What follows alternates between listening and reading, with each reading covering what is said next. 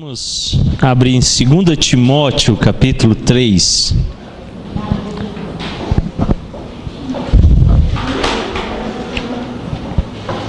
O verso 16.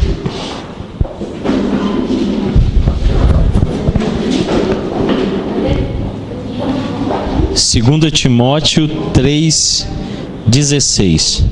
Pedi para o Felipe abrir um pouco as janelas para a gente, para tirar o eco também e trazer um novo ar.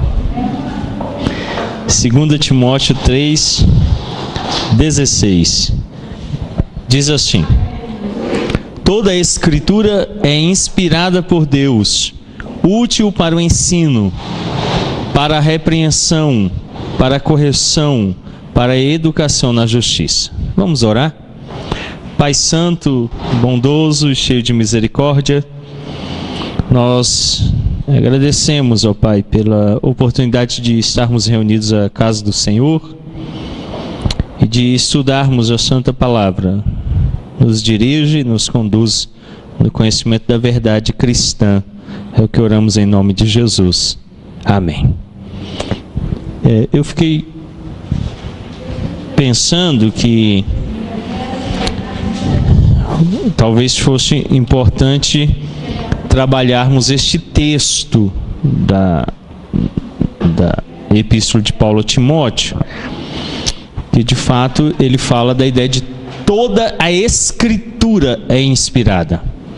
Então ele não deixa nada da Escritura fora. Eu li, obrigado, filho. Eu li um comentário de um pastor puritano e não concordei 100% com o que ele disse, porque ele diz assim que há livros mais importantes na Bíblia, e o texto de Timóteo está dizendo toda a Escritura.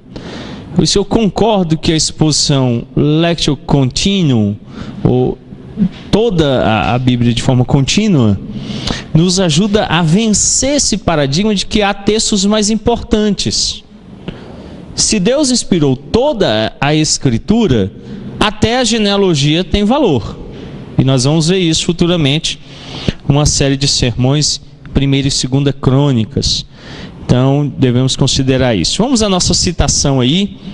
João Calvino nas Pastorais, edições Paracletos, página 262, a primeira citação que nós temos aí na nossa folhinha.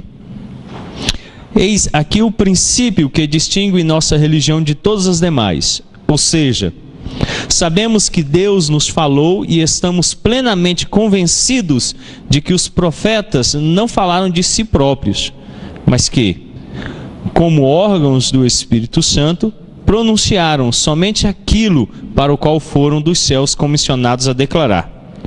Todos quantos desejam beneficiar-se das Escrituras devem antes aceitar isto como um princípio estabelecido, a saber, que a lei e os profetas não são ensinados, passados adiante ao bel prazer dos homens, ou produzidos pelas mentes humanas como uma fonte, senão que foram ditados pelo Espírito Santo. Aí está a forma, mas foram ditados pelo Espírito Santo. Então o que é que vai distinguir a nossa religião das demais? É que Deus nos falou pelas Escrituras. Ela de fato é a verdade de Deus declarada a nós. Calvino, comentando então o texto das Pastorais, declara que aqueles que querem se beneficiar das Escrituras devem aceitar isto. Aceitar o quê? Que a palavra de Deus é inspirada pelo próprio Deus, que ela é o próprio Deus nos falando. Portanto, nós a tomamos em máximo apreço. Nós vamos entrar então hoje no capítulo 6. Semana que vem eu estarei em viagem, o reverendo Carlos Henrique vai falar no capítulo 5.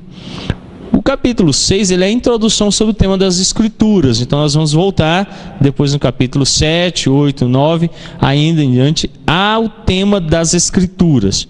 O título, conforme as Institutos ou Tratado da Religião Cristã, volume 1, a edição clássica no latim, traz o seguinte título: para que alguém chegue a Deus, o Criador, é necessário que a Escritura seja seu guia e mestra. O título nas institutas, conforme a versão da Unesp, diz assim: a Escritura é necessária como guia e mestra para se atingir o Deus Criador. Então vocês veem distinção nas duas traduções. E temos aí os subtítulos que foram introduzidos pelo editor das institutas. O primeiro subtítulo é o verdadeiro conhecimento de Deus na Bíblia. O segundo subtítulo, a Bíblia, a palavra de Deus escrita. Terceiro subtítulo, a Bíblia é o único escudo a proteger do erro. Quarto, a superioridade revelacional da Bíblia sobre a criação. Então esses subtítulos, eu já falei em momento ou outro, é o editor das institutos que coloca, ele não foi feito por Calvino. Então, os dois títulos diferem na versão latim e a versão da Unesp, mas dizem praticamente a mesma coisa. A necessidade das Escrituras para conhecer Deus, o Criador. Então ela de fato é guia e mestra na ideia de nos conduzir a conhecer Deus. Ninguém conhece Deus senão pela Escritura. Não há outro meio, não há outra forma. Ah, Deus me falou. Tudo bem, Deus pode ter te falado, eu só não preciso crer nisso. A Bíblia não diz isso. E nem há como conhecer Deus através disso.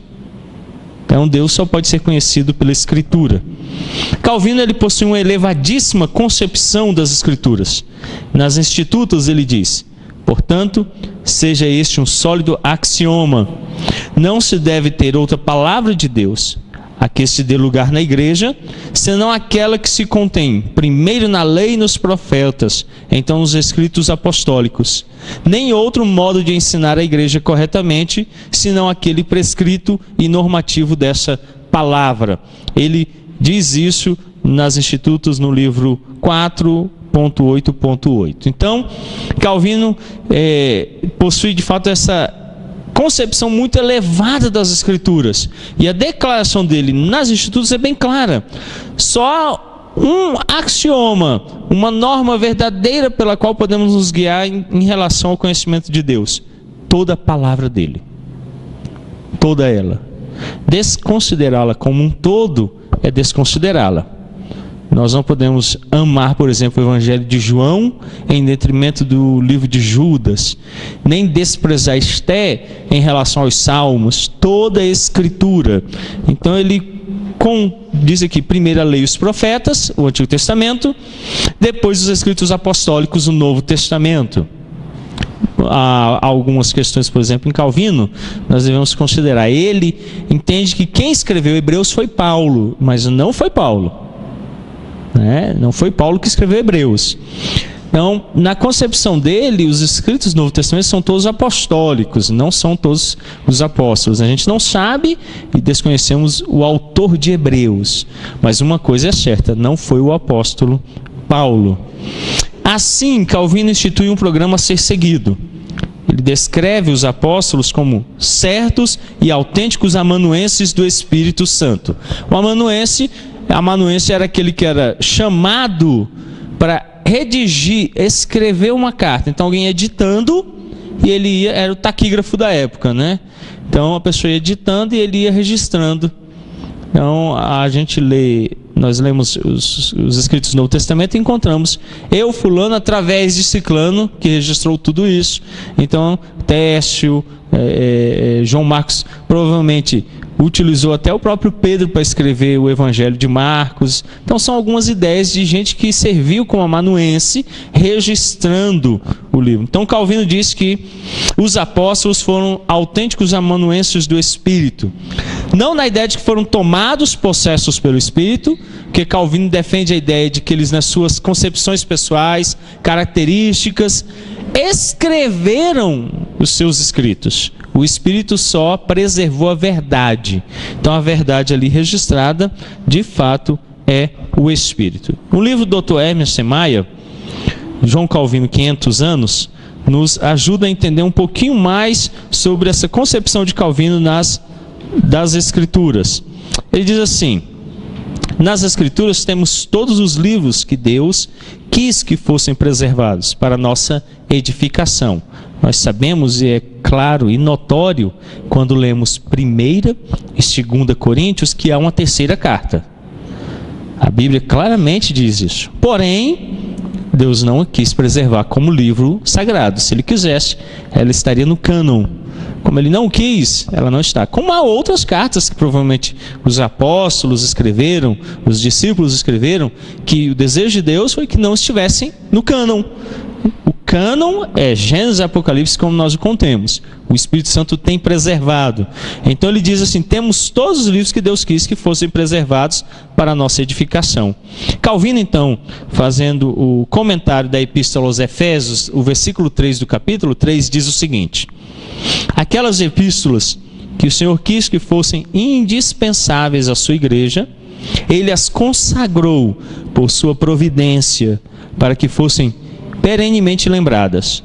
O cânon das Escrituras, o qual se encontra em nosso poder, foi mantido sob controle por meio do grandioso conselho de Deus. Então, aquilo que é indispensável, aquilo que Deus queria que estivesse sob o nosso cuidado, para que a igreja utilizasse, pela providência, Ele preservou e nos trouxe à mão. Então, pastor, será que não tem um livro da Bíblia que ficou perdido e a gente nunca leu? Não, o Espírito Santo preservou. Sim, Ellen? Na época que João Calvino escreveu as Institutas, já era esse cânon aqui? Já era. Ele continha algumas dúvidas, né? Não propriamente Calvino, mas alguns reformadores, como por exemplo Lutero, depois que começou a sustentar a doutrina da salvação pela fé somente, intentou retirar o livro de Tiago. Chamava ele inclusive de a epístola de palha, por causa da ideia que Tiago sustenta na epístola das obras. Mas depois ele conseguiu perceber que o que Tiago faz não é sobrepor, mas é colocar lado a lado a fé gerando as obras. Bom, tem até uma discussão sobre isso. Depois eu acho que seria apropriado, eu vou colocar no blog para vocês lerem lá depois, sobre a posição de Lutero sobre, e o que Calvino fala mais sobre o cânon, mas o cânon já era esse que nós temos. Ele depois, no Concílio de Trento, contra a reforma, houve o acréscimo dos apócrifos, mas a igreja já possuía Gênesis e Apocalipse. Bom, Calvino manifestou um alto apreço pelas Escrituras, diz o Dr. Hermenstein. Ele fala o seguinte: para ele, a Bíblia são a palavra pura de Deus. Primeira forma como ele se dirige à Bíblia. Então a Bíblia era a palavra pura de Deus. Ele fala isso nas Institutas, em vários dos seus capítulos, inclusive ele existe no livro 4, onde ele também diz que é muito pura palavra de Deus. Outro termo que ele utilizava, ele chamava ela de a Sagrada Palavra de Deus. Ele usa isso também nas Institutas no livro 1. Santa Palavra nas Institutas no livro 4. Palavra da Verdade, ele o diz na exposição aos Romanos, do capítulo 12, o verso 7. Palavra de Vida, assim ele o diz nas Institutas, exposição aos Hebreus. Infalível, ele a chama assim nas pastorais, nas Institutas e na exposição aos Hebreus. E tem também como segura credibilidade. Nas Institutas ele diz isso. Então a Bíblia é a segura credibilidade. Outro termo que ele usava era norma de fé. E ele utilizou isso na exposição aos Romanos. Infalível norma de sua verdade sacrossanta. Ele o disse isso na exposição aos Hebreus. Então a gente vê pela forma como ele se dirigia à Bíblia, que ele tinha um alto apreço por ela, a considerava em alto valor.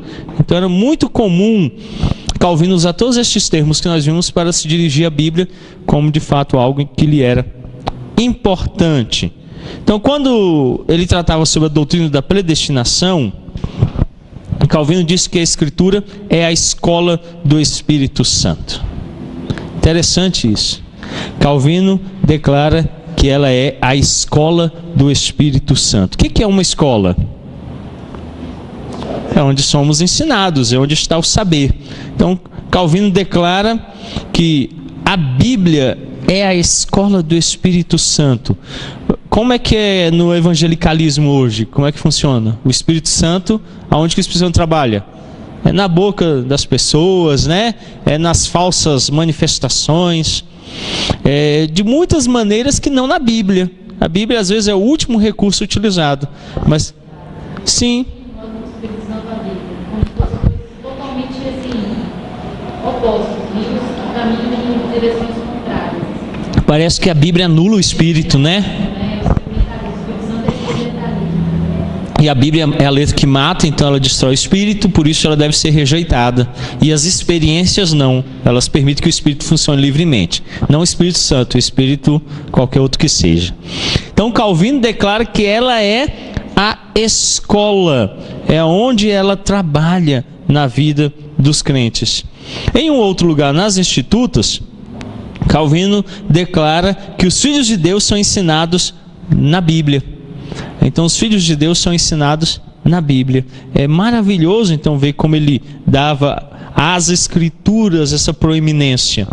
Na carta ao rei, ele deixa bem claro como Deus governa seu reino. Ele diz: ademais, muito se engana quem espera a prosperidade diária do reino, que não é regida pelo cetro de Deus, isto é, por sua santa palavra, quando não pode falhar o oráculo celeste em quem se proclamou, a saber, onde haja faltado a profecia, haverá de espalhar-se o povo. Provérbios 29, 18. Então, Calvino, falando ao rei, ele usa essa imagem com muita propriedade.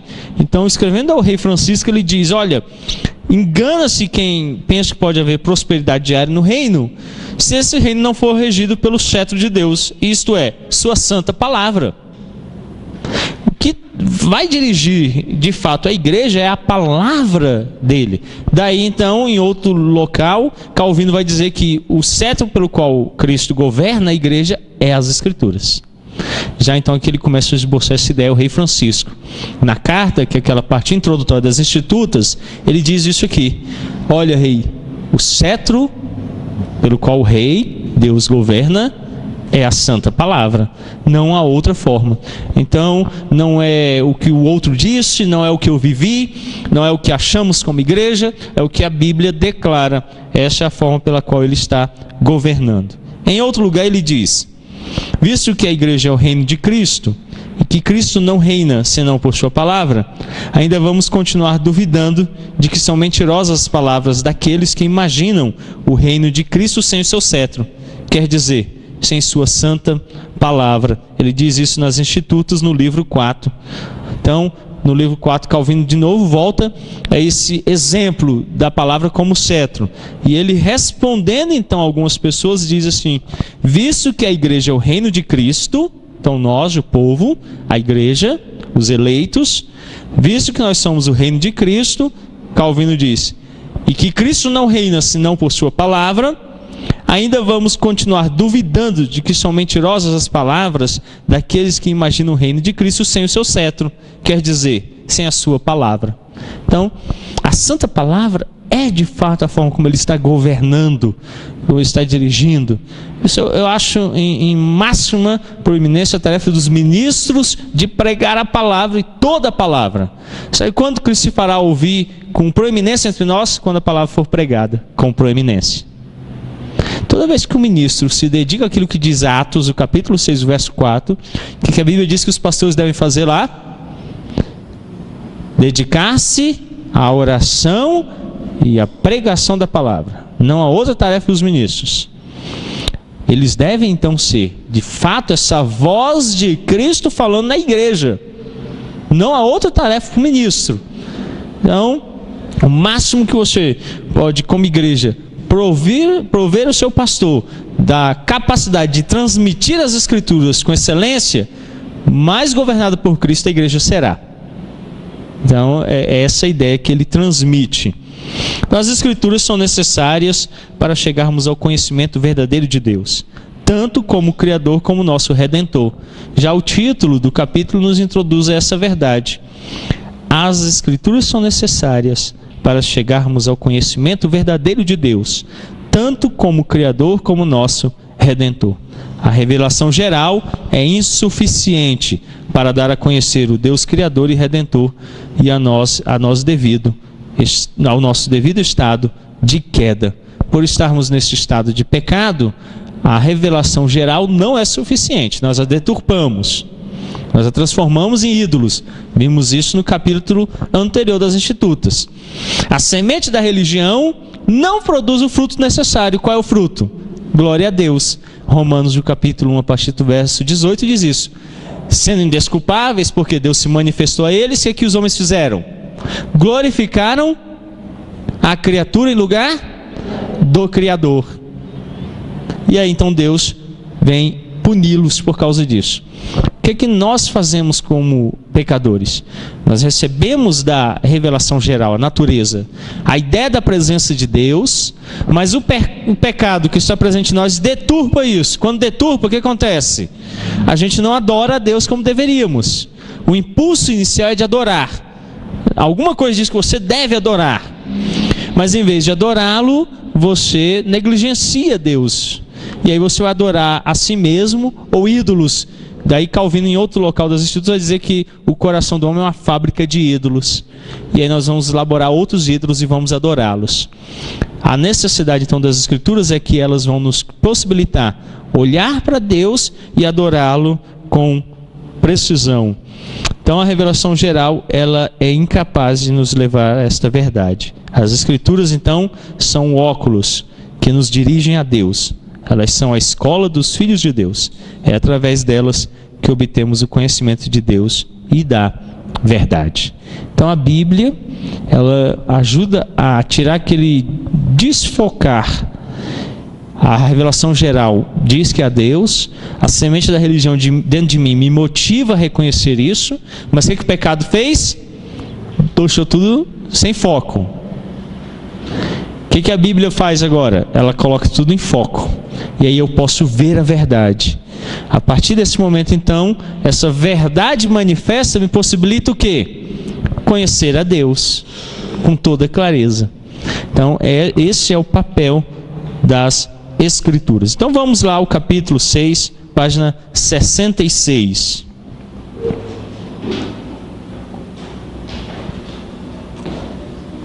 Calvino começa dizendo: é necessário alcançar um outro e melhor apoio que nos dirija de modo probo para o próprio Criador do mundo.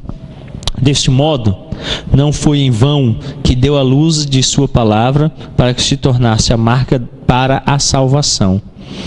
A marca que ele deixa para nos dirigir à salvação, e ele usa aí nos dirigir de modo probo para o Criador, modo honroso, direto, certeiro, é a palavra.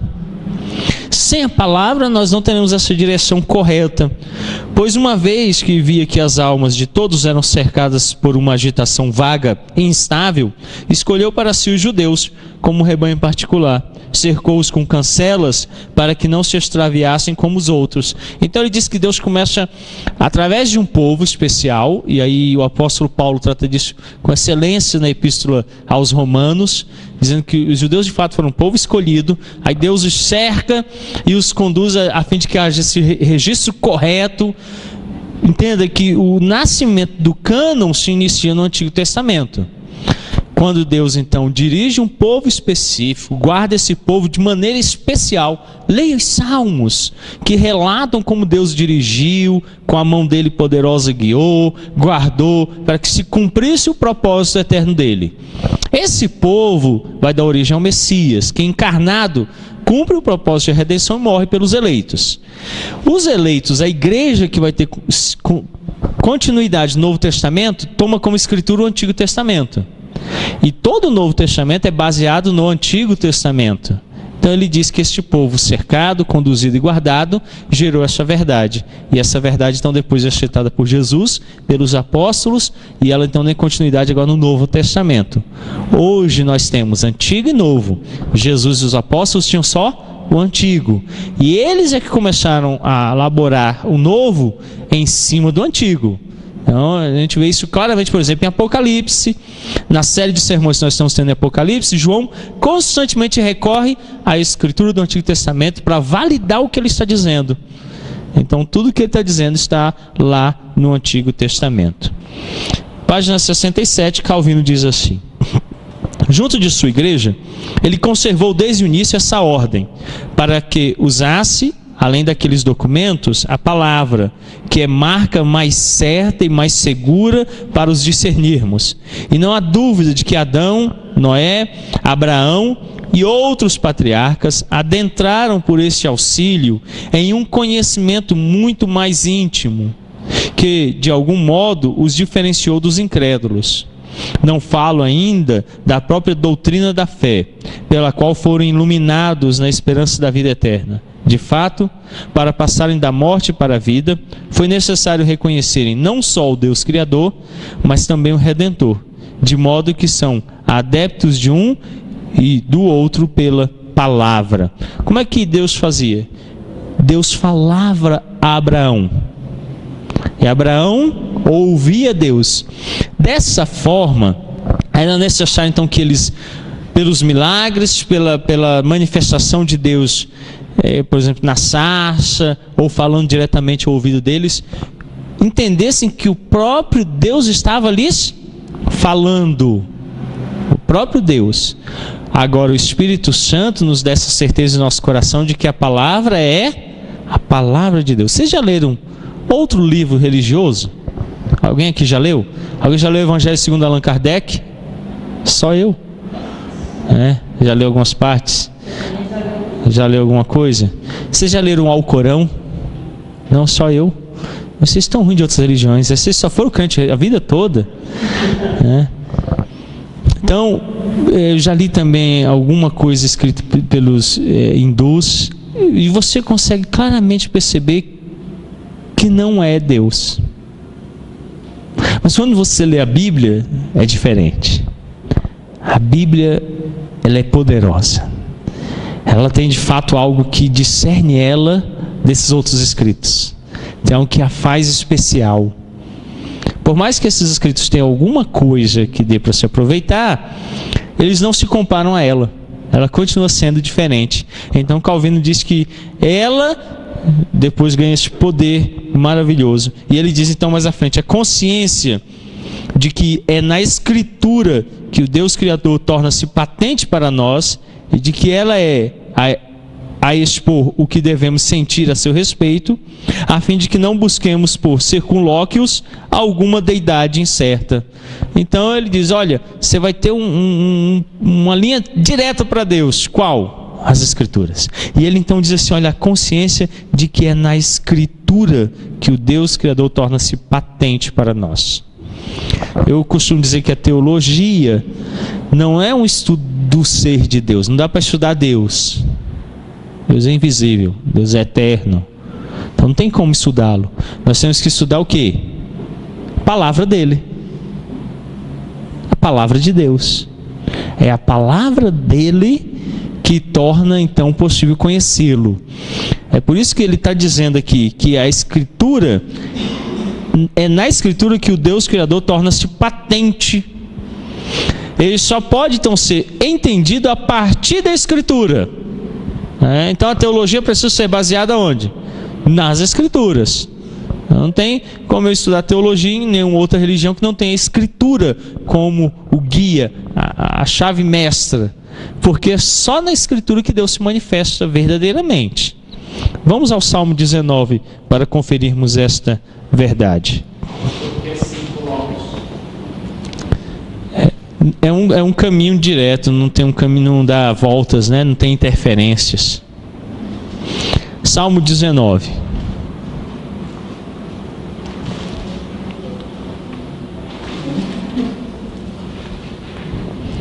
Os céus proclamam a glória de Deus, o firmamento anuncia as obras da sua mão. Então o salmista começa falando, daqui nós damos revelação geral. De alguma maneira a criação está apontando que há. Vocês já viram aquelas brincadeiras de criança que aparece um desenho assim coberto e aparece só um pedacinho, a orelha? O que é? Aí chuta um monte de coisa e depois vai... Vocês assistiram Daniel Azulay? Alguém assistiu aqui? Só eu e a Dona Angélica? Oxe, a gente tá antigo, né? Ele passava na televisão e ia mostrando assim, aí mostrava um pedacinho, depois ia riscando assim, a imagem ia aparecendo, aí a gente descobriu o que era, né? A Dona Dulce está aqui ali, né? Daniel Azulay, pastor, poxa, é lá das antigas, né? Aí ele ia riscando, até que aparecia a imagem completa, a gente descobria. Então, a ideia é, alguma coisa que está sendo apontada, você tem uma ideia, aponta aquela realidade, né? Ah, tem um focinho, tem uma pata, é amarelo, é dessa cor. Aí você olhava e falava assim, eu acho que é isso. Você não tinha certeza, porque estava encoberto. A revelação geral faz isso. Ela diz, há um Deus, mas a gente não consegue discerni-lo. Aí o Salmo 19, então, verso 7 diz assim, a lei do Senhor é perfeita e restaura a alma. O testemunho do Senhor é fiel e dá sabedoria aos simples. Então ele diz assim, a revelação especial, a Bíblia, ela de fato é perfeita. Ela salva a alma, ela restaura a alma, ela dá testemunho do Senhor. Então o testemunho dele se torna fiel através dela e ela dá sabedoria. Então ela faz com que possa saber, conhecer a verdade. Então não há como se aproximar de Deus senão pela Escritura. Ela é o único meio. Daí Calvino então continua e mais à frente diz assim, ainda que muito convém ao homem voltar os olhos para contemplar a obra de Deus, quando é colocado como espectador nesse esplêndido teatro, convém aguçar os ouvidos, principalmente para a palavra, para que tenha mais proveito. Então Calvino diz o seguinte, você vai ser colocado num teatro, que é a criação, e você vai ficar maravilhado, ela vai apontar Deus. E vocês fazem isso quando vocês saem em viagem, aí tá na estrada assim, passa num lugar diferente, aí para ver montanha, né? Eu estava indo para o Rio de Janeiro, aí lá nas Minas Gerais, lá nós passamos assim, tinha uma montanha longe, aí começamos a mostrar, Isaac falou, é um vulcão, papai, né? Ficou impressionado, é um vulcão, papai. Falei, ainda bem que não, né? Um morro bem alto, né? Se fosse vulcão, mineiro ia virar pão de queijo logo logo. Então, não é vulcão, mas ele acha que era um vulcão, um negócio esplêndido, né? Maravilhoso. Então, de fato ele está dizendo isso, você vai ser colocado e como se estivesse num teatro, você vai ficar vislumbrado. Mas aí Calvino diz assim, convém aguçar os ouvidos, principalmente para a palavra, para que tenham mais proveito. Como é que eu vou tirar proveito da criação? Ouvindo a palavra. Vamos unir o Salmo 19? A criação revela que há um Deus. Quando eu vou às Escrituras, ela me torna mais sábio. E aí eu faço uso apropriado daquilo que Deus colocou como um teatro para que eu observe, né? Para que eu viva ali. De fato, aguçar o ouvido. A confissão de fé, o Catecismo Maior de Westminster, falando sobre como deve preparar para ouvir a palavra de Deus, fala sobre isso aqui. E Calvino então toca nesse ponto. Quando você vem ao culto, você aguça os seus ouvidos? E eu estou escrevendo um manual, um livretozinho sobre a nossa igreja.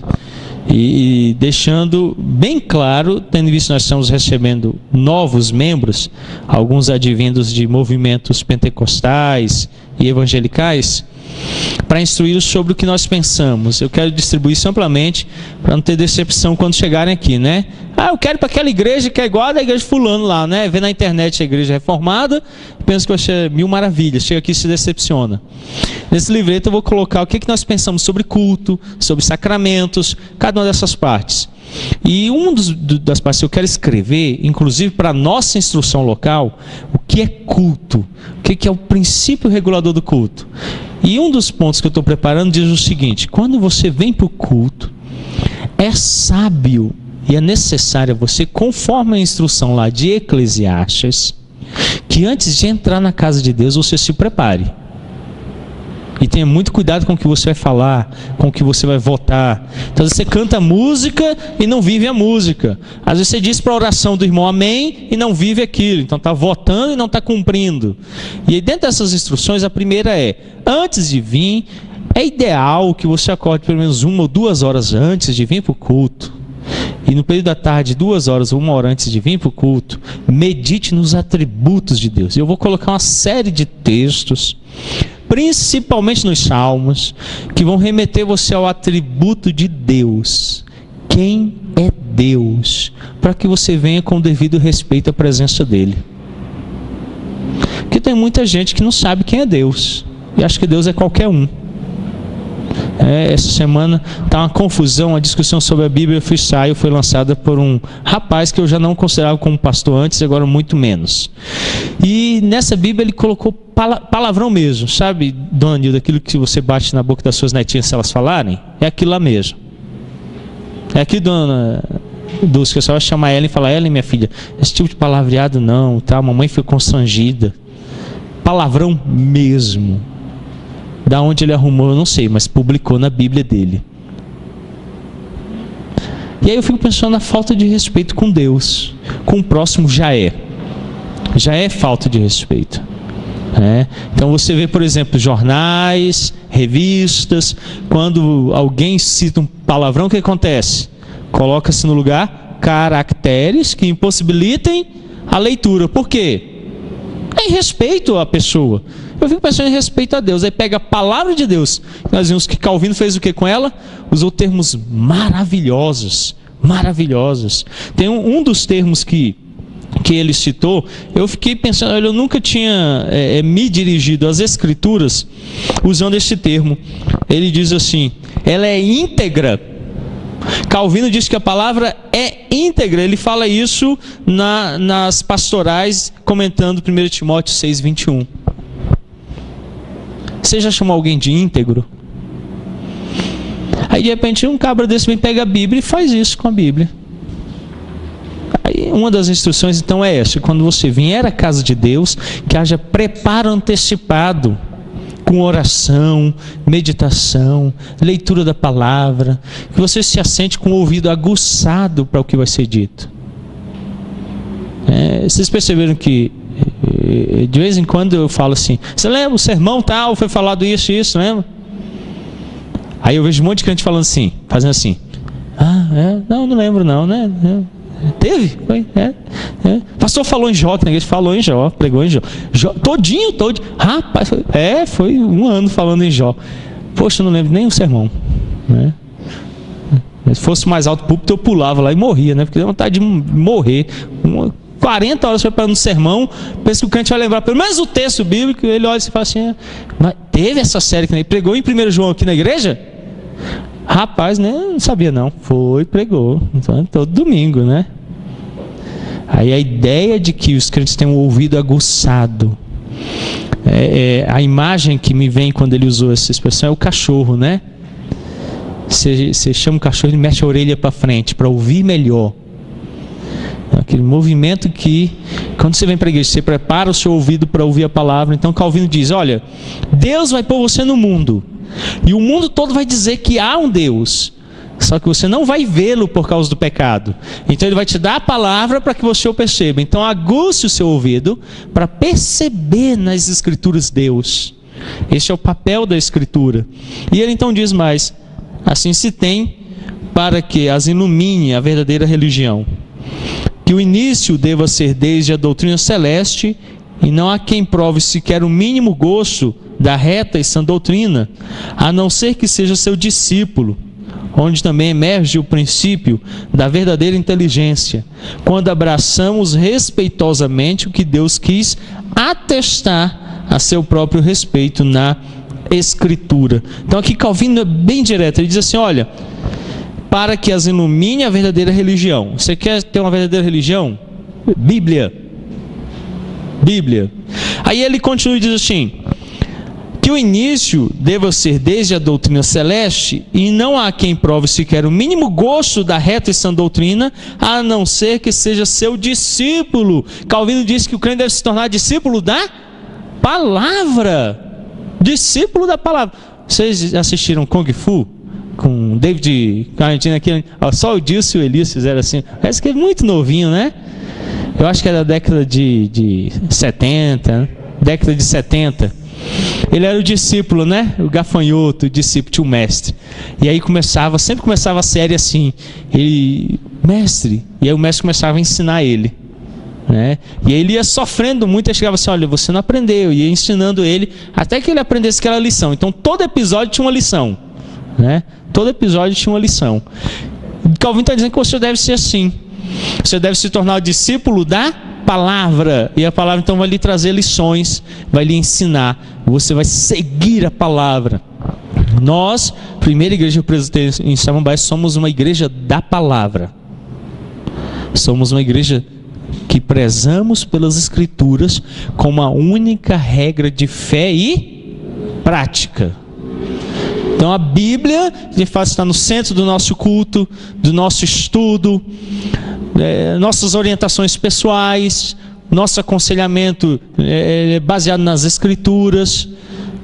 A Escritura é a única regra de fé e prática. A partir das Escrituras é que a nossa vida é estabelecida. Então ele diz assim: ninguém vai conhecer a reta e sã doutrina se não se tornar discípulo dela. E aí me chegou ao conhecimento que teve uma discussão domingo na classe escola dominical Funciona Aqui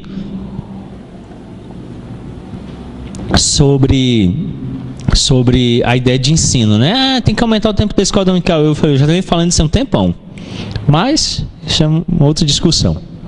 Tá pouco tempo, a gente não aprende e tal, aí tal, não sei o que. A irmã Renata pegou a palavra e falou assim: olha, aprender na igreja a gente aprende, tem o estudo da terça-feira, tinha na quarta nas casas, o pastor acabou porque estava indo pouca gente, aí colocou na igreja, começou a ir pouca gente também, ele acabou e tal, mas agora tem o de Calvino, e tem no sábado tem estudo, no sábado dos homens tem estudo, no sábado das mulheres tem estudo. Aí depois o cara chega para mim e fala assim: pastor, por que a igreja não ordena mulheres? Vai no sábado, vai no domingo, no terceiro sábado, no quarto sábado, que você vai aprender nas Escrituras o porquê que mulher não é ordenada. A gente está estudando isso. Então nós estamos estudando. Aí tem um estudo sobre o batismo infantil, onde nós estamos estudando também a doutrina da aliança. Então nós temos na igreja todas as ferramentas necessárias para que você tome a Escritura e seja discípulo dela. Eu li então um outro puritano, e ele diz assim que o papel do pastor na igreja deve ser instruir a igreja para que a igreja seja capaz de ir às Escrituras sozinha, conhecê-la sozinha. E eu tenho orado por isso, para que vocês cheguem ao pleno conhecimento de Cristo Jesus nas Escrituras. Então, capacitá-los para que vocês tenham liberdade de olhar para as Escrituras e entendê-la por si sós. Muitos pastores não gostam dessa ideia, né? É a ideia de poder. Só ele consegue interpretar, só ele entende. Então, às vezes as pessoas falam assim, um dia desse uma irmã chegou aqui na porta e falou assim para mim: pastor, eu não sei se é porque eu era burra antes, mas parece que antes o pastor falava, eu ficava olhando assim, não entendi nada que ele falou. Mas agora eu estou até entendendo sozinho a Bíblia. Eu falei: minha irmã, que bom, que bom. O ministério da igreja, né, o trabalho da igreja, a igreja como corpo deve ser esse: nutrir os membros a fim de que eles se tornem capazes de conhecer as Escrituras e se tornarem discípulos dela, compreenderem as Escrituras. Então ele fala dessa ideia de ser discípulo. Aí ele diz: de onde também emerge o princípio da verdadeira inteligência. Salmo 19 lá disse o quê? Ela faz o quê com o crente? A palavra dá a ele sabedoria. Vocês sabem que tem um salmo que fala só sobre a Bíblia, né? Qual é o salmo? 119, abram lá, vamos lê-lo todo. Brincadeirinha com vocês, tá? Foi o primeiro salmo que eu preguei aqui na igreja. Setembro de 2008 eu vim aqui convidado, concorrer. Preguei no salmo 119. Vocês lembram disso? Não estava aqui. Eu preguei em 7 versículos do salmo 19. Foi, né? Fiz essa mesma piada, né? Salmo 119, eu preguei nele e foi de fato abençoador aquela ocasião. Eu vou pedir para alguém, por favor, ler o verso 25. A minha alma está apegada ao pó, vivifica-me segundo a tua palavra. Então o que ele diz que dá vida a ele? Palavra. Então a palavra traz vida. Alguém, por favor, faça ler o verso 27. Para discernir o propósito dos teus preceitos, não meditarei nas tuas maravilhas. Então, faz-me atinar para os teus preceitos, faz meditar. Então, uma oração do salmista. O salmista está rogando. Alguém lê o verso 12, por favor. Benditas do Senhor, ensina-me os teus preceitos. Então, ele pede para que Deus o ensine. Quem é que nos ensina na palavra? É o próprio Deus. A palavra é o quê? A escola do Espírito. Olha que maravilha. Então, o salmista está orando o quê? Deus me ensina. Será que nós temos feito essa oração? E Calvino então fala da ideia de também sermos discípulos de quem? Discípulos de quem? Da palavra. A palavra é que vai nos conduzir. A palavra é que vai nos dirigir. Então nós devemos de fato aprender nela. O verso 64.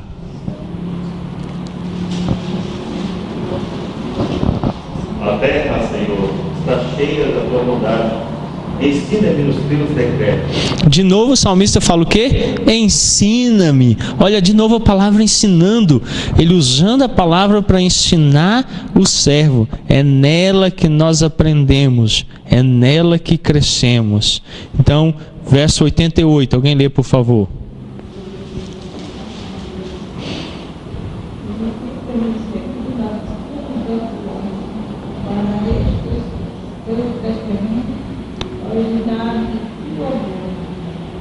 Então, ele declara o que aí no Salmo 88, no verso 88? Vivifica-me, de novo, da vida. O verso 107.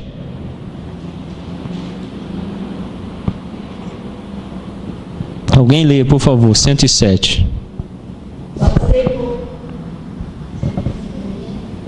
Estou aflitíssimo, vivifica-me, Senhor, segundo a tua palavra. De novo ele pede, me dá vida. E onde é que está a vida? Na palavra. Então, de novo, a palavra. O Salmo 19 lá tinha nos falado que é pela palavra que nós somos transformados. É ela que nos dá vida. É ela que nos restaura. É ela que, de fato, nos faz de novo surgir de novo. O 144, alguém lê, por favor. Eterna é a justiça dos teus testemunhos. Dá-me inteligência deles, que me terei. Da onde é que vem a inteligência? Dos testemunhos. É um outro termo para a palavra. Então a inteligência vem deles. Olha, se você continuar depois lendo, você vai ver como é proeminente o Salmo 19 em dizer que é pela palavra, pelos estatutos, pelo testemunho, pelos mandamentos. Por elas é que nós somos vivificados, ensinados, salvos, corrigidos, exortados, sustentados. É uma enormidade de termos que são utilizados para falar dessa ideia. Então Calvino fala que é dessa palavra que emerge o verdadeiro conhecimento de Deus, a inteligência. E ele diz, quando abraçamos respeitosamente o que Deus quis atestar a seu próprio respeito na Escritura. Onde é que Deus fala acerca de si? Na Bíblia. Quer conhecer Deus? Não precisa cair no culto, precisa falar em línguas, precisa de visão, precisa de profecia, você precisa da Bíblia. Eu falei disso domingo, eu não consegui recordar quem, mas alguém falou assim, quer ouvir Deus? Leia a Bíblia. Quer ouvir Deus em voz audível? Leia ela em voz alta. Isso é verdade. Você não vai ouvir Deus em nenhum outro lugar senão na Bíblia.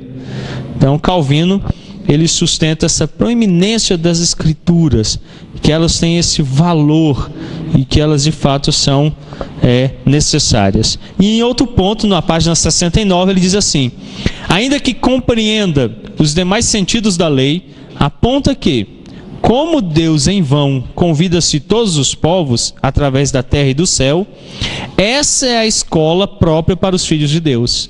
Então ele está dizendo assim, Deus, o que Deus tem feito pela terra e pelo céu, pela revelação geral? Convidado os homens. Porém, como é vão, porque estão em pecado, Calvino diz então que a Escritura é a escola própria dos filhos de Deus. De novo ele busca aquela mesma instrução. Os discípulos, a escola do Espírito, a escola dos filhos de Deus. A Bíblia é o lugar onde somos ensinados e somos instruídos. Amém? Alguém tem alguma pergunta ou alguma colocação sobre o que vimos? Já, minha esposa chegou de Agualinda. Ela estava. Só um pouquinho. Ontem a minha esposa chegou de Águas Lindas e com uma nova de novo, né? Ela falou assim: eu vou contar aqui um testemunho para você. Ela falou assim: o que foi? Teve um pastor pregando lá em Águas Lindas que ele desceu ao inferno, aí viu as almas lá sofrendo, depois ele foi para o céu. Aí você não acredita nisso não? Eu falei: não, porque em Hebreus 9:7 diz que depois da morte segue o seu juízo. Se ele foi para o inferno, é que ele ficou lá no inferno, ele não veio mais de lá não. Ficou bravo comigo. Já falei isso, que é uma coisa para mim absurda, eu já aprendi aqui.